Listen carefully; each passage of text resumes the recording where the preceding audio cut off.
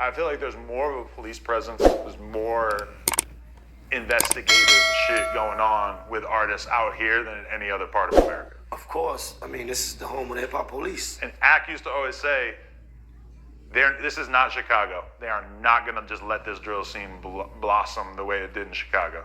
The cops out here are a different breed. No, right. So as it pertains to the whole drill scene and what was happening in it outside, 2019, I came up with an idea. I was just like, I gotta do my part. I gotta help stop some of this shit. I can't be saying I'm this person and then I'm not using my influence to try to turn back some of this shit. And I went out and I started making some phone calls to the guys that I felt like that had influence over certain areas. And I wanted to help turn back some of this Wu versus CHOO and all this shit like that. So I went to Brownsville. And shout out to my man Vine. Vine is the person that got 41, the group 41. Yeah. Right, so they popping, right? You know, I called them and was like, yo, listen, we gotta do something about this. I called a lot of people. I called a lot of different people, and I was like, I need to start lending, my hand to this. And a lot of them told me, yo, man, I feel you, but it's just too deep. And I spent maybe a week or two in it. I went to Brownsville one day and, shout out to D.O.D., Bleezy and them. And I sat down and went on. I said, yo, bro, what can we do to try to turn some of this? And I went and I talked to a lot of them. I didn't publicize it or nothing.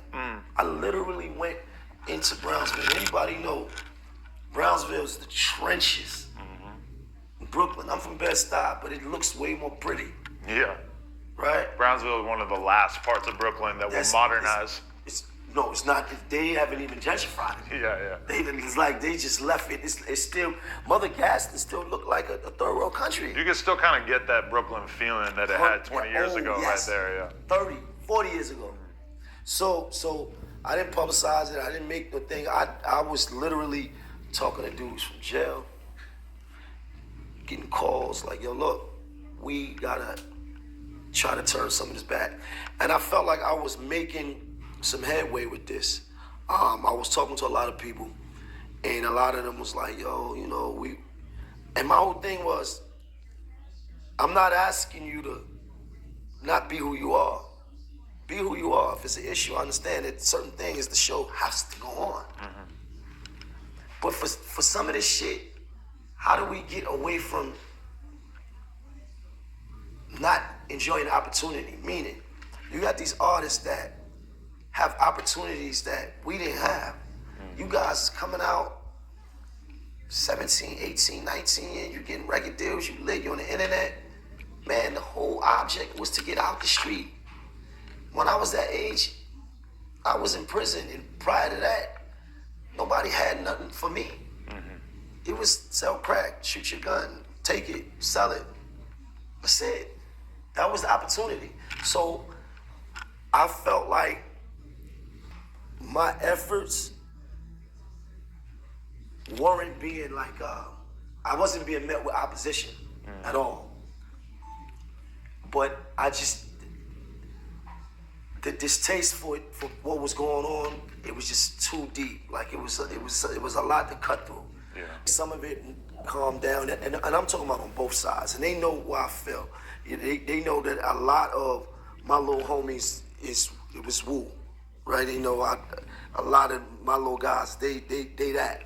But then on the other side, is respect. I'm saying, I want to just see it, just get to a place where it's just less dying, less going to prison, and more rapping. Remember, I'm the one that organized the meeting between the mayor and the drill rappers. Oh, that was you, huh? Yeah. 100%, that was me. Right. 1,000%. I took B-Love, Fabio. Fabio came to me and said, big homie, the man, they talking crazy about ban the drill rap. I said, man, he can't do that. He said, man, I just want to get a meeting or something, man. Just want. And I had a relationship with Eric Adams already. So I reached out and said, because in my mind I'm saying, these kids need an outlet. There's no need to talk about banning a certain type of music. You can't make a blanket statement of it. And if you're gonna do that, because everybody talking. They want to have all these conversations with all these other artists, but you need to have it with actual drill rappers. What's the sense of having a conversation with just me? But how productive do you feel like that conversation was? Because ultimately the truth about a lot of it is the kind of stuff that I feel like it would be sort of hard to say to the mayor. Of like, realistically, these two sides are just going to keep killing each other because there's bloodshed on one side and there's almost nothing that we can do about it. I mean, that's a tough thing to say to the mayor, right? No, here's the thing though. And this is what I told him, right? What is music? Music is like, it's an object that we use, right?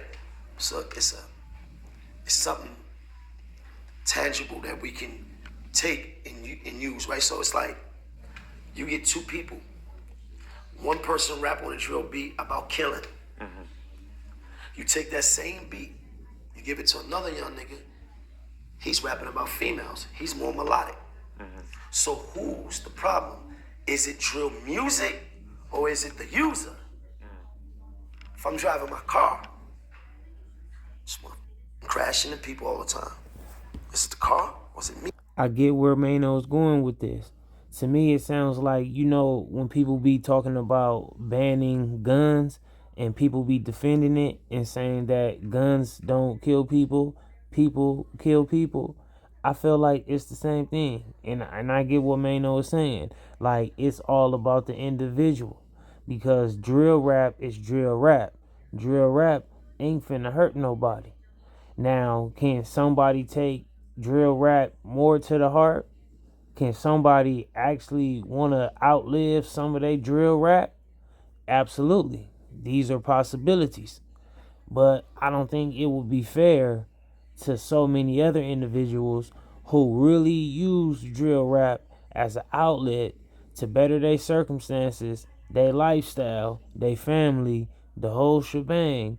And they might not necessarily be out here trying to cause no harm or be a part of so much of anything that's negative at all. And I give Maino his flowers. I feel like that was a great stance for him to take. Shout out to Maino. Yeah. We could drive the same car, but we drive them differently. One person is on the same beat and he rapping about girls and, and getting pussy and, buying the latest designer, and it's cool. But somebody else is rapping about his ops. So is it drill? Is it the music or is it the user? So this is what I wanted the mayor to understand. Let's identify the difference between the actual genre and the users. Everybody that pick up a gun is not careless. You could put one gun in the middle of this table. I might take that gun and just say, just shoot. You will take that gun, you will handle it with respect, you won't put it up, you won't do what you, right? So it's about the user. But then when we get into the problem with the user, let's talk about it. These kids is in gangs before they even rapping. Why are they in gangs? I agree with what Maino just stated.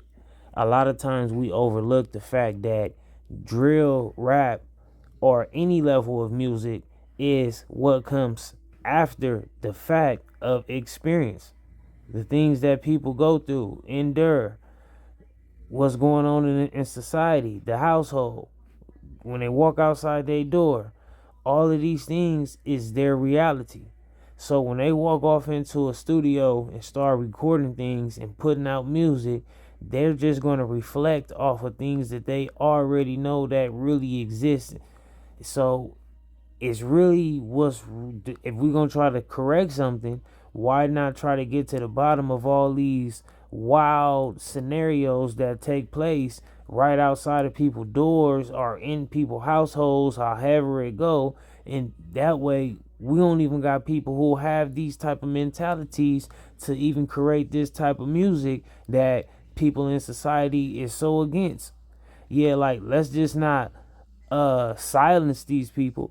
Let's just not try not let let's not block these people from trying to win off of their life, but let's try to help them and give them different experiences to maybe they can have an alternative way of viewing things.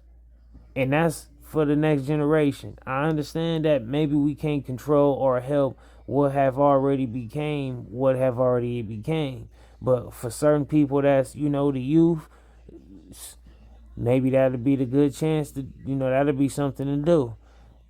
A lot of them start rapping almost specifically because they got some shit to rap about because of the game. They already been born into poverty. My father in prison, my mother on drugs. I'm raised by my grandmother. The unit structure of my household is gone. I've been cutting school. I gotta take care of my little sister.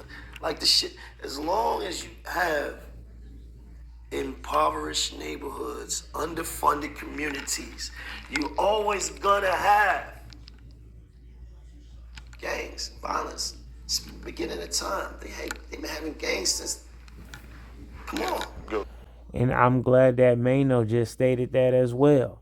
Because especially when it comes to today's time, it's so many people who try to use everything in reference of Crips and Bloods. Like that's just the root of everything.